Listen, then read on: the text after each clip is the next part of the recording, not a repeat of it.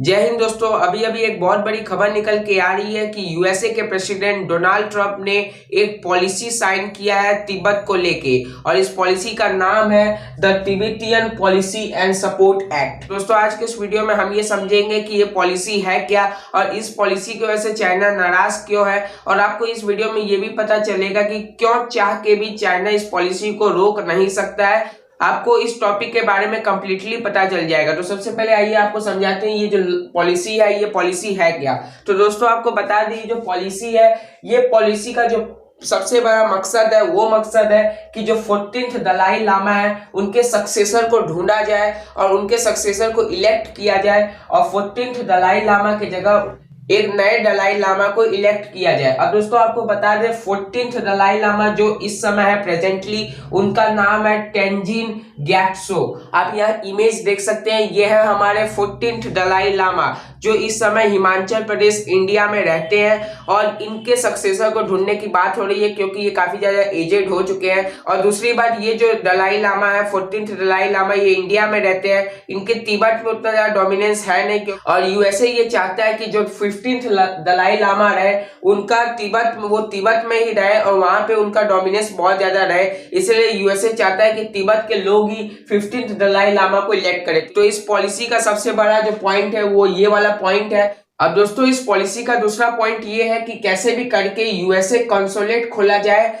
ल्हासा तिब्बत में, मतलब यूएसए का जो कंसुलेट है यानी यूएसए का जो दूतावास है उसे खोला जाए ल्हासा, जो तिब्बत की एक सिटी है वहां पे यूएसए का कंसुलेट यानी उसका दूतावास को खोला जाए। अब दोस्तों अगर यूएसए का दूतावास खुल जाएगा ल्हासा तिब्बत में, तो यहाँ पे यूएसए अपनी पूरी डोमिनेंस कर सकता है और ये चेक कर सकता है कि जो 15th दलाई लामा जो आएंगे वो सही से काम कर रहे हैं कि नहीं, क्या चाइनीज के कुछ ऑफिसर्स उनके ऊपर प्रेशर बना रहे हैं, क्या चाइनीज सरकार दलाई लामा के ऊपर 15th दलाई लामा के ऊपर प्रेशर बना रही है। ये सारा जो चेक कर सकता है, ये चेक कर सकता है यूएसए का कंसुलेट यानी यूएसए का दूतावास। अब दोस्तों यूएसए का कहना कि अगर यूएसए का दूतावास खुल जाता है ल्हासा में, तो यहाँ पे तिब्बतियन जो लोगों के ऊपर अत्याचार हो रहा है चाइनीज गवर्नमेंट की तरफ से वो भी कम हो जाएगा। अब दोस्तों इसके साथ साथ यूएसए ने एक बहुत ही बड़ा धनराशि देने का निर्णय लिया है तिब्बत को, जिसमें यह कहा गया है कि $1 million USA coordinator to Tibet को दिया जाएगा। जो यूएसए का आदमी जो तिब्बत में रहेगा, जो कोऑर्डिनेट करेगा यूएसए और तिब्बत के बीच में, उसे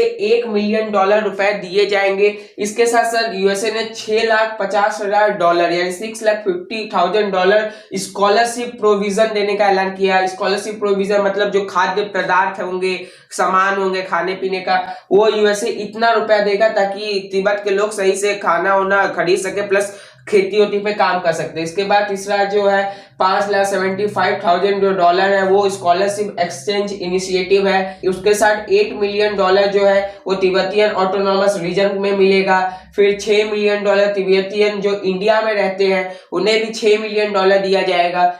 इसके साथ साथ $3 मिलियन तिब्बत के गवर्नमेंट्स को भी दिया जाएगा ताकि तिब्बत में अच्छे से गवर्नमेंट बैठा सके और सही से काम हो सके। तो इतना सारा पैसा यूएसए की तरफ से इन्वेस्ट किया जाएगा तिब्बत में। अब दोस्तों ये बात तो साफ है कि जब यूएसए इतना ज्यादा इन्वेस्टमेंट करेगा तिब्बत को लेके, तो चाइना सवाल खड़े करेगा, और चाइना ने इसका बहुत ज्यादा अपोज भी किया। ये जो बिल बना था इसके ऊपर बहुत ज्यादा अपोज भी किया, लेकिन यूएसए के सेनेट्स में इस बिल को पास कर दिया गया और ये बिल अब एक्ट बन चुका है। तो अब चाइना के ऑपोजिशन के बाद भी, अपोज के बाद भी यूएसए के सेनेट्स ने इस बिल को पास कर दिया और ये एक एक्ट बन चुका है। अब दोस्तों लेकिन ये भले एक एक्ट बन गया है, लेकिन यहाँ पे सवाल ये उठता है कि जब तक चाइना ना चाहे तो तब तक यूएसए का कंसुलेट यानी यूएसए का दूतावास चाइना के तिब्बत रीजन में नहीं खुल सकता। अगर चाइनीज गवर्नमेंट यूएसए का कंसुलेट को नहीं खोलने का इजाजत देती है कि तिब्बत में आप यूएसए का कंसुलेट नहीं खोल सकते, तो यूएसए भी रेस्ट्रिक्ट कर देगा चाइना का कंसुलेट को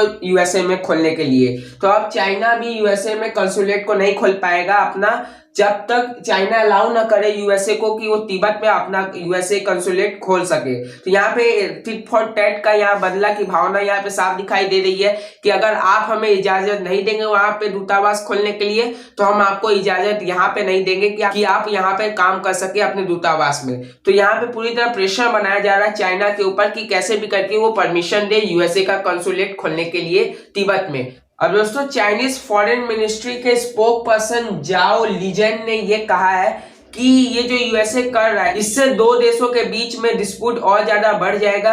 यूएसए हमारे देश की यानी चाइना की सोवरेनिटी और सिक्योरिटी पे एक बहुत बड़ा सवाल कर रहा है और एक सिक्योरिटी थ्रेट पैदा कर रहा है। इसके साथ साथ एक बार फिर से जाओ लीजेन ने यह भी कहा है कि ये जो तिब्बत का प्रॉब्लम है और ये जो ताइवान का प्रॉब्लम है ये एक हमारा इंटरनल इशू है, चाइना का इंटरनल इशू है। इसमें यूएसए को इंटरफेयर करने की कोई आवश्यकता नहीं है और अगर वो ऐसा कर रहे हैं तो ये दो देशों के बीच में टकरार को और बढ़ा देगा।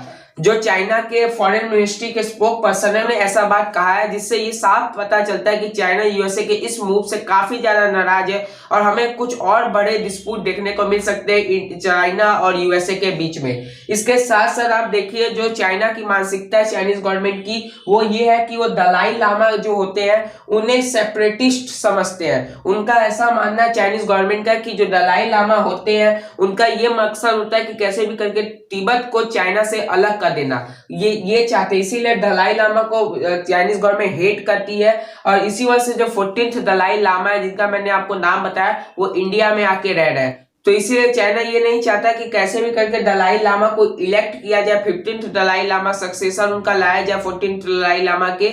और यूएसए के इस एक्ट से चाइना बहुत ज्यादा नाराज है। तो दोस्तों ये थी पूरी इंफॉर्मेशन। अपना बहुमूल्य समय देने के लिए धन्यवाद। जय हिंद, जय भारत।